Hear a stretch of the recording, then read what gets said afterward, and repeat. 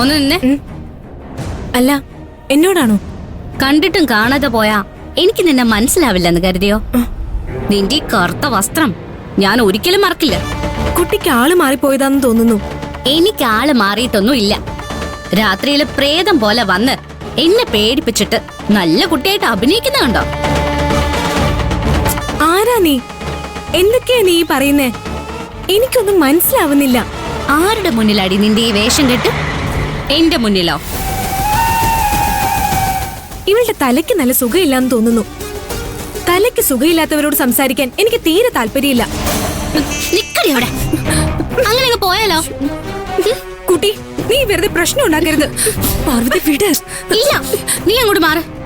ഇരുട്ടില് വന്ന് എന്നെ പേടിപ്പിച്ചിട്ട് ഞാൻ വെറുതെ പ്രശ്നം ഉണ്ടാക്കുന്നതാണോ പറയുന്നേ? എന്ത് ധൈര്യത്തിലാടി പ്രേതത്തിന്റെ വേഷം കെട്ടി വന്ന് നീ എന്നെ പേടിപ്പിച്ചത്? പാർവതി, ഒച്ച വെക്കല്ലേ. മാഡം കേട്ട പ്രശ്നമാവും. മതി, ഇവിടെ വിട്ടേക്ക്. വിടാനോ? ഇവളെ ഞാൻ വിടാനോ? മാപ്പ് പറയാതെ ഇവളെ ഞാൻ വിടില്ല. ഞാൻ എന്തിനു നിന്നോട് മാപ്പ് പറയുന്നത്? ഞാൻ എന്ത് തെറ്റാ ചെയ്തത്? മാപ്പ് പറയുന്ന നിനക്ക് നല്ലത്. ഇല്ലെങ്കിലേ ഞാൻ മാഡത്തിനോട് പറയും. നീ ആരോട് വേണമെങ്കിലും പറഞ്ഞോ. എന്നാ വാടി, നമുക്ക് മാഡത്തിനടുത്തേക്ക് പോവാം. പാർവതി, വേണ്ട പാർവതി. നീ മാറി. മാപ്പ് പറ. എന്താ ഇവിടെ പ്രശ്നം? എന്തിനാ നിങ്ങൾ രണ്ടും കൂടി ഇവിടെ കിടന്ന് ഒച്ച എടുക്കുന്നത്? ഇങ്ങനെ തല്ലും ബഹളം ഉണ്ടാക്കാൻ ഇതെന്താ മാർക്കറ്റാണോ? ഞാനൊരു പ്രശ്നം ഉണ്ടാക്കിയിട്ടില്ല മാം. ഞാൻ കോളേജിൽ നിന്ന് വരികയായിരുന്നു. റൂമിലോട്ട് പോകുന്ന വഴി എന്നെ വിളി പിടിച്ചു നിർത്തി വഴക്കിടാൻ തുടങ്ങി. പ്രേതത്തിന്റെ വേഷമായിട്ട് വന്ന് പേടിപ്പിച്ചത് നീയല്ലേന്ന് ചോദിച്ചോണ്ട്. ഈ കുട്ടി ആരാന്ന് പോലും എനിക്കറിയില്ല. ഇവള് കള്ളം പറയുന്ന മാഡം. പ്രേതം പോലെ വന്ന് എന്നെ പേടിപ്പിച്ചത് ഇവള് തന്നെയാ. പ്രേതം പോലെ വന്ന് പേടിപ്പിച്ചെന്നോ? ആ അതെ മാഡം, ഇതേ വേഷം തന്നെയാ ആ സമയത്ത് ഇവള് ഇട്ടിരുന്നത്. എനിക്ക് പിന്നെ ഉറങ്ങാൻ പോലും പറ്റിയില്ല. പനിയും വന്നു പേടിച്ചിട്ട്. ഇവളെ മാഡത്തിന്റെ മുൻപിലേക്ക് കൂട്ടിക്കൊണ്ടു വന്ന് മാഡത്തിനോട് പറയാന്നാ ഞാൻ വിചാരിച്ചത്. പക്ഷേ ഇവള് മാഡത്തിന്റെ അടുത്ത് വരാൻ തയ്യാറായില്ല.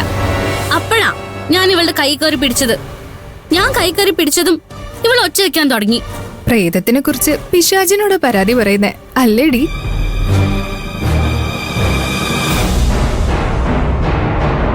പാർവതി, ആയിഷ നിന്നെ പേടിപ്പിച്ചു എന്ന് നീ മാത്രം പറയുന്നത് വിശ്വസിച്ച് എനിക്ക് ഇവളുടെ മേൽ ആക്ഷൻ എടുക്കാൻ കഴിയില്ല. നീ പറയുന്നത് സത്യമാണെന്ന് എനിക്ക് ബോധ്യപ്പെടണം. ആയിഷ നിന്നെ പേടിപ്പിച്ചതിന് എന്തെങ്കിലും തെളിവുണ്ടോ? ഈ കറുത്ത ഡ്രസ്സ് തന്നെയാ ഇവളിട്ടിരുന്നത്. മാഡം, ഈ ഡ്രസ്സിനോട് എനിക്കൊരു റെസ്പെക്ട് ഉണ്ട്. ഈ ഡ്രസ് ഇട്ടുകൊണ്ട് മറ്റുള്ളവരുടെ മുന്നിൽ പ്രേതവും ഭൂതമൊക്കെയായി അഭിനയിക്കാൻ എനിക്ക് കഴിയില്ല മാം. ഈ ഡ്രസ്സിനോട് റെസ്പെക്ട് ഉള്ള ആർക്കും അതിന് കഴിയില്ല. ഇവള് തന്നെയാ മാഡം, എനിക്ക് ഉറപ്പാ. ഈ ഡ്രസ് ഇട്ട് ഞാൻ നിന്നെ പേടിപ്പിക്കാൻ വന്നല്ലേ നീ പറഞ്ഞത്? പേടിപ്പിക്കാൻ വന്നപ്പോ എന്നെ നീ ശരിക്ക് കണ്ടായിരുന്നോ? എന്റെ മുഖം നീ ശരിക്ക് കണ്ടോ? നിനക്കല്ലാതെ വേറെ ആർക്കാ ഇവിടെ ഇതുപോലുള്ള ഡ്രസ് ഉള്ളത്? ജീവിതത്തിൽ ഇന്നേ വരെ കണ്ടിട്ടില്ലാത്ത നിന്നെ ഞാൻ എന്തിനു പേടിപ്പിക്കണം? എനിക്ക് വേറെ പണിയൊന്നും ഇല്ലെന്നാണോ നിന്റെ വിചാരം? വേറെ പണിയുള്ളവര് ഈ പണിക്ക് ഇറങ്ങുവോ? ഇത് വലിയ ശല്യായല്ലോ. നീ തെറ്റ് ചെയ്തുകൊണ്ടല്ലേ ഞാൻ ചോദിക്കാൻ വന്നത്. ശല്യമായി തോന്നിയാലും നീ സഹിച്ചേ പറ്റൂ. നീയാണ് ചെയ്തതെന്ന് സമ്മതിക്കാതെ നിന്നെ ഞാൻ വിടില്ല. സമ്മതിക്കടി. സമ്മതിക്കാനല്ലേ പറഞ്ഞേ? പാർവതി, ചോദ്യം ചെയ്യാനും ശിക്ഷിക്കാനും ഞാൻ ഇവിടെയുണ്ട്.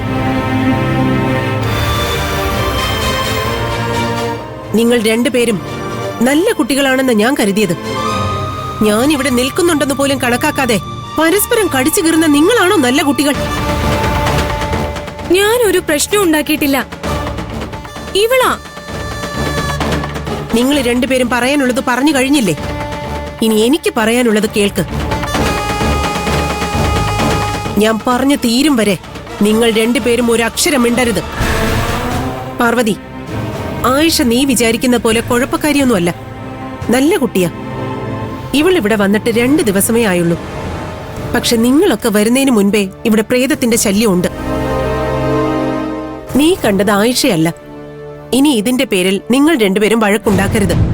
പ്രേതത്തിന്റെ ശല്യം ഇവിടെ നേരത്തെ ഉണ്ടെന്ന് മാഡം പറഞ്ഞത് സത്യം തന്നെ ആയിരിക്കും. പക്ഷെ ഇന്നലെ രാത്രി എന്നെ പേടിപ്പിച്ചത് ഇവള് തന്നെയാ. ഡ്രസ്സ് കണ്ടിട്ടല്ലേ നീ ഇവളെ സംശയിക്കുന്നത്? അത് ചെയ്തത് ഇവളായിരുന്നെങ്കിൽ ഈ ഡ്രസ് ഇട്ടിട്ട് ഇവള് പിന്നെ നിന്റെ മുന്നിൽ വരുമായിരുന്നോ? നീ അത് കണ്ടുപിടിക്കുന്ന ഇവൾക്ക് അറിയില്ലേ? അതുപോലും ആലോചിക്കാനുള്ള ബുദ്ധിയില്ലേ നിനക്ക്? ഈ ഹോസ്റ്റലിൽ താമസിക്കുന്ന എല്ലാവരുടെയും സ്വഭാവം എനിക്ക് നന്നായിട്ട് അറിയാം. ആയിഷ അത് ചെയ്യില്ല. അത് ചെയ്തയാളെ ഞാൻ കണ്ടുപിടിച്ചോളാം. ഇനി പ്രേതം വരികയാണെങ്കിൽ പേടിച്ചോടാൻ പാടില്ല. ഉടനെ എന്നെ വിളിക്കണം. ആ, വഴക്കൊക്കെ മറന്ന് രണ്ടുപേരും കൈകൊടുത്തേ.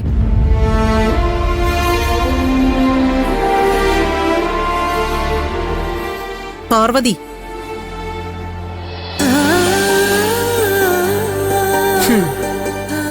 ഇനി എല്ലാരും പിരിഞ്ഞു പോയേ. പോകാനല്ലേ പറഞ്ഞേ?